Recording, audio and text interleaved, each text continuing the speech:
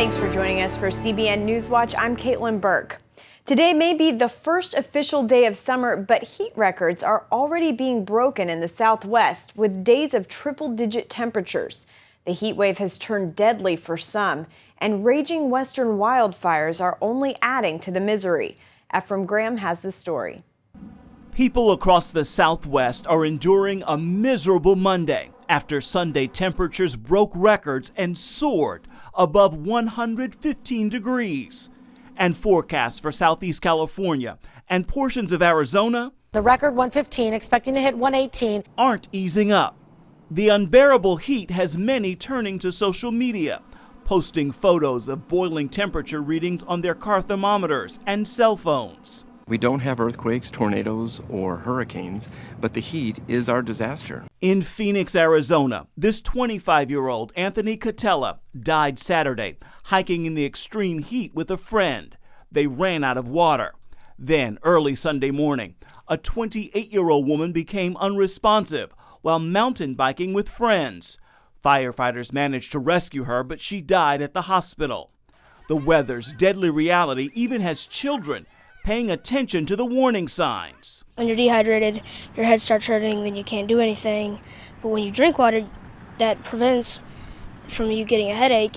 Triple-digit heat in Phoenix forced some airlines to delay incoming flights Sunday because at 120 degrees, the air is so thin it creates lift problems for airplanes. A heat wave from Southern California to Missouri is bearing down on more than 50 million Americans. We're still looking at above normal temperatures potentially right through the end of the month. On top of that, raging wildfires. More than a dozen large infernos are now burning across 6 states, including a fire in New Mexico, where at least 24 homes have been lost. Flames have scorched nearly 2 million acres this year already, compared to only 500,000 at the same time last year. Ephraim Graham, CBN News. Lawmakers on Capitol Hill are expected to vote today on gun control. The vote follows last week's 15-hour filibuster in response to the deadly Orlando shooting. Democrats want to expand background checks and ban gun sales to suspected terrorists, but Republicans say the amendments threaten the rights of gun owners.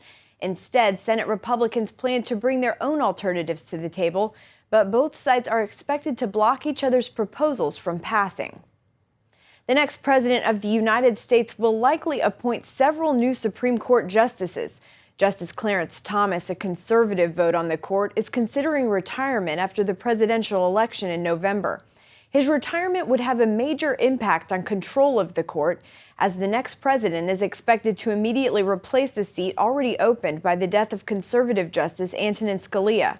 Should Donald Trump become president, the slight Republican majority in the court would continue. If Hillary Clinton wins the presidency, she could get the chance to flip 2 Republican seats. The Journal of the American Medical Association is refusing to retract a study they published about when an unborn child begins to feel pain, such as the pain of being aborted. As Lori Johnson tells us, there are serious concerns about the credibility of the study, which has been cited by the abortion industry. The Journal of the American Medical Association is refusing to retract a study about fetal pain. The article, published in 2005, concluded unborn babies do not feel pain before 29 weeks inside the mother's womb. The study has been touted by those who support late-term abortions.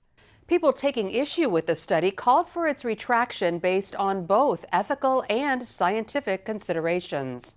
James Agresti, a public policy fact-checker who requested the retraction, told CBN News the authors of the study failed to disclose they're directly linked to the abortion industry. The authors, if you read, it says no financial disclosures. One of the authors was the medical director of an abortion clinic. Okay, 2 of the other authors, one served as an attorney for NARAL, and another also worked in an abortion clinic. But JAMA said the information that we have indicates the authors complied with the journal conflict of interest requirements in 2005. Furthermore, Agresti refuted the study's main conclusion that a developed cerebral cortex is necessary to feel pain. But what science has clearly shown within 2 years of that paper being published, 2 medical journals, peer-reviewed medical journals, published papers saying that's absolute nonsense. You do not need your cerebral cortex to be conscious. And in fact, we know that for a fact because some children have a disorder where they're born without a cerebral cortex. And these children, absolutely, they're conscious, they smile, some things make them unhappy, make them cry. In fact, they're so normal that sometimes you don't even know they have the condition until months later when developmental milestones are missed. In response to the subsequent articles, JAMA said although they may add to the existing evidence on a topic or propose alternative theories, that new information does not require retraction of previous review articles. Although the medical community is not united on when an unborn child begins to feel pain, a large number of health professionals concur it's at 20 weeks gestation. That's why 12 states have passed the Pain-Capable Unborn Child Protection Act to protect unborn babies from painful abortions after 20 weeks. Lori Johnson, CBN News.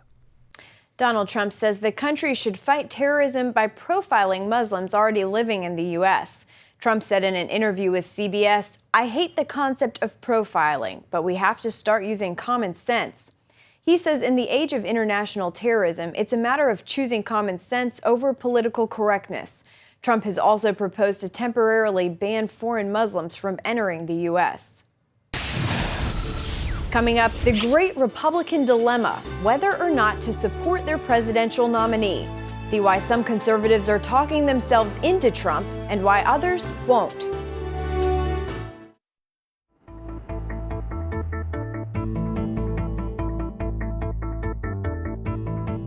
Will Republicans rally behind Donald Trump? That's the billion-dollar question. Right now, it doesn't look good. A new survey shows 70% of Americans don't like him. And as David Brody reports, Trump's polarizing impact has hit the party hard, even as far away as the U.S. Virgin Islands. The political firestorm caused by Donald Trump has put the Republican Party in a whirlwind of questions, such as, what in the world to do with him? Senate Majority Leader Mitch McConnell tells CBN News he's hopeful. I think he will be constrained by the nature of the party that is going to back him for president. But when he criticizes fellow Republicans like New Mexico Governor Susana Martinez, she's got to do a better job, okay? Your governor has got to do a better job. The task becomes more difficult. I think he ought to stop that. I think it's a weakness. I think he'd have a much better chance of winning in November if he would quit doing that, particularly at a time when we're trying to unify the party and give us a chance to get the White House back. The Trump turnoff factor has already led some big-name Republicans to mark the convention off their to-do list, including former President George W. Bush, Mitt Romney, John McCain, along with other GOP senators and governors. Still, numbers show Trump's share of the Republican vote at this point in the campaign does indeed line up with past nominees. From 1996 through 2012, nominees Dole, Bush, McCain, and Romney held more than 80% of the GOP a month after wrapping up the nomination. Trump's count right now, a solid 85%. Conservative radio talk show host Dennis Prager, who was not for Trump at all, sees Hillary Clinton as a far worse alternative. In life, you don't always get a choice between wonderful and awful. You get between awful and more awful. And I'll always take the awful over the more awful. And for diehard Republicans, awful also describes the continuous verbal slugfest between the presidential candidates. This man is a pathological liar. That fighting, combined with the closeness of the race, gave legitimacy to talk of a contested convention. While that won't happen, party infighting goes on in the remotest of places. In all my years in the legislature as a Virgin Islands senator, I have never seen such turmoil. Delegates here in the U.S. Virgin Islands are often an afterthought during a presidential primary process. There are just 6 elected delegates between St. Thomas, St. John, and St. Croix. But this time around, one of the smallest Republican parties in the entire U.S. is actually living out a larger-than-life soap opera, complete with utter confusion, name-calling, and even violence. Touch me and I will have you arrested. Tempers got so hot at this recent meeting that guns were even at the ready. The disunity centers around this man, John Yob. In the U.S. Virgin Islands, delegates are all unbound, meaning that they can vote for any candidate they want and have maximum leverage. So Yob recently moved his family down here so he could have maximum influence in any contested convention. The local GOP chairman claimed Yob is using the Virgin Islands as a political opportunity and tried to block him from the convention. Frankly, I think these are actions of somebody lashing out who's desperate and who's being a sore loser. And it's unfortunate it's moved from being a sore loser to trying to break the rules to threats and intimidation to maybe even some violence. Local GOP chairman John Canagata admits GOP unity here has been problematic. We've had some long-standing relationships that were damaged overnight. And if you listen to our national chairman, Reince Priebus, all he talks about is unity. His quote was, unity can make impossible things possible, but division will make possible things impossible. So will it be possible for the GOP to put on a united front? Will an awkward family photo on the convention stage in Cleveland make the difference? Former Speaker of the House, Newt Gingrich. How important is a visual like that? I think some kind of visual is important. But Gingrich points to something more important than the visual. If Trump decides to focus on really big issues, such as the jobs report, where we literally only created 1 job for every 8,000 Americans. Unbelievably bad report last month. Those kind of things will make it easier to unify the Republican Party. Trump, however, makes it harder when he goes off on tangents, like bringing up the Mexican heritage of the judge overseeing the Trump University lawsuit. It puts leaders like House Speaker Paul Ryan in a tough spot. Claiming a person can't do the job because of their race is sort of like the textbook definition of a racist comment. And so it goes, putting out fire after fire, even with all the charred earth. Many believe the GOP has no choice but to unite. Dennis Prager believes the moral choice isn't about backing Trump or not. It's much greater. We dropped 2 atom bombs over Japan. Why? Because the context morally demanded it. And the moral demand in our time in America is the defeat of the left. In the end, that may be Trump's saving grace. David Brody, CBN News. Up next, it was once named the healthiest city in the world, and it's hoping to reclaim the title. Meet the man who's restarting the Spokane revival.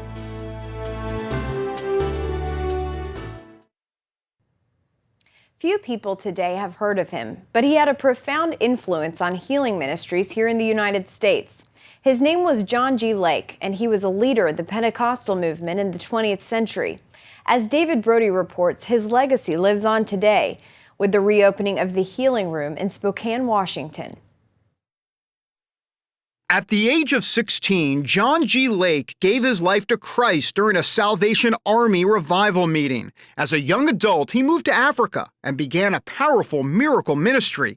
In 1914, Lake returned to the U.S. and settled down in Spokane, Washington.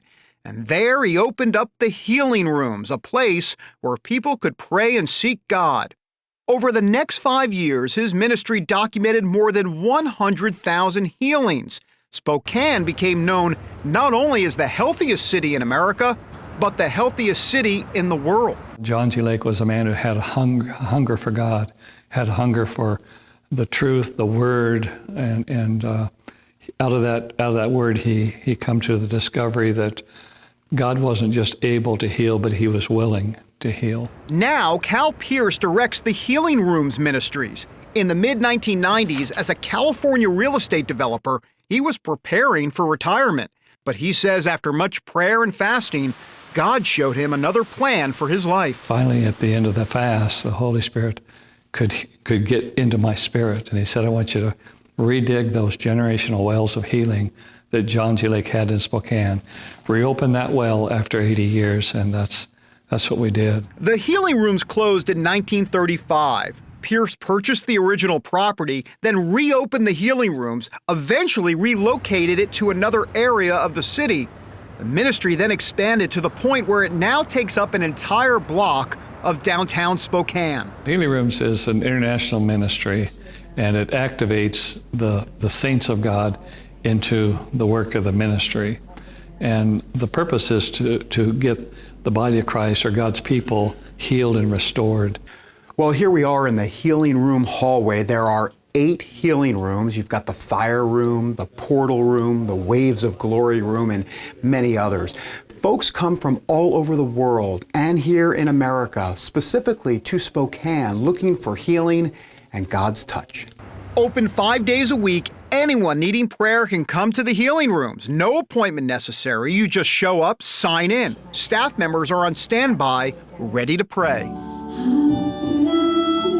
There's also the glory room. This is where intercessors worship before praying for the needs of the people, like Joshua Cox, who's been coming here for the past year. I can only explain it like I get hit by Holy Spirit Mack trucks every single time I come here. You know, God meets me here. I always ask for a special word. I always ask for something that is going to be precise in what I need, and He always delivers it to me. Pierce said his vision for the healing rooms goes way beyond Spokane. He wants to minister to the nations. That led to the International Association of Healing Rooms, where he trains ordinary people for extraordinary work.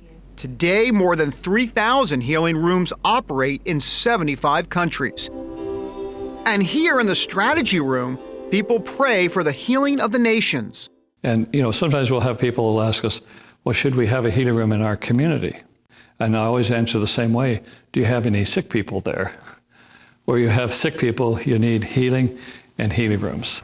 Pierce says he believes we're living in what he calls the Isaiah 60 generation, where darkness covers the earth, but also says he takes comfort in knowing how this story ends. I want to see these warriors rise into their destiny, begin to realize that we have the authority and power and the dominion to take back what the enemy has stolen. I read the last chapter.